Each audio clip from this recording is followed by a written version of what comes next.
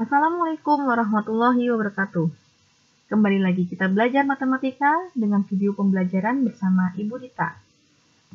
Nah, sekarang kita akan belajar masih dengan persamaan dan fungsi kuadrat. Yang bagian mana ya? Ya, bagian ketiga. Sumbu simetri dan nilai optimum. Bagaimana kita cara mencari sumbu simetri dan nilai optimum? Sebetulnya ini sudah kalian kenal pada saat video sebelumnya. Ya, sumbu simetri dan nilai optimum. Nah, ini sebetulnya sudah pernah kalian pelajari di video sebelumnya. Karena sumbu simetri dan nilai optimum adalah titik puncak. Nah, seperti apakah itu? Kalian masih ingat ini ya? Yang sebelumnya sudah kita bahas tentang menggambar grafik fungsi kuadrat. Nah, di langkah ketiga, inilah terdapat sumbu simetri dan juga nilai optimum. Nilai optimum bisa terbagi dua nantinya. Bisa maksimum atau bisa minimum. Tergantung dari gambar grafik fungsinya. Atau bisa dilihat juga dari A. A-nya positif atau A-nya negatif.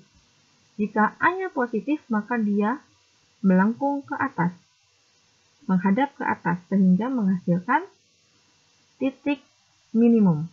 Namun ketika A-nya bernilai negatif, maka nanti dia akan menghasilkan titik maksimum. Nah, sumbu simetri dan nilai optimum kita pelajari sebagai berikut, yang sudah saya pernah bahas di video-video sebelumnya. Ya. Disinilah terjadi titik minimum. Titik minimum, titik minimum. Ya. Pada saat A lebih besar 0, ternyata dia memiliki titik puncak minimum. Namun, ketika A-nya kurang dari 0, justru dia akan memperoleh titik maksimum. Nah, supaya lebih paham, mari kita lanjutkan ke slide berikutnya.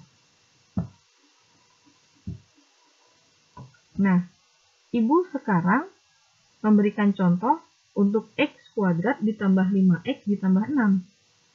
Nah, di sini karena A-nya lebih besar 0, maka seperti yang tadi sudah dijelaskan di slide sebelumnya, ketika A lebih besar 0, dia memiliki nilai minimum.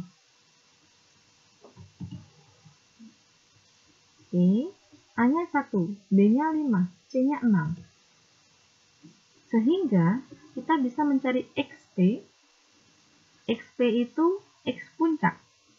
Dan secara tidak langsung ketika saya berbicara tentang X puncak, maka inilah X sumbu simetri. Ya, jadi untuk mencari sumbu simetri caranya sama dengan mencari X puncak. Min B per 2A. Untuk X kuadrat ditambah 5X ditambah 6, ternyata sumbu simetrinya X sama dengan negatif 5 per 2. Paham ya? Lalu berikutnya. Nah, ini sumbu simetrinya. X sama dengan negatif 5 per 2. Lalu berikutnya tentang nilai minimumnya. Yaitu YP yang kita cari.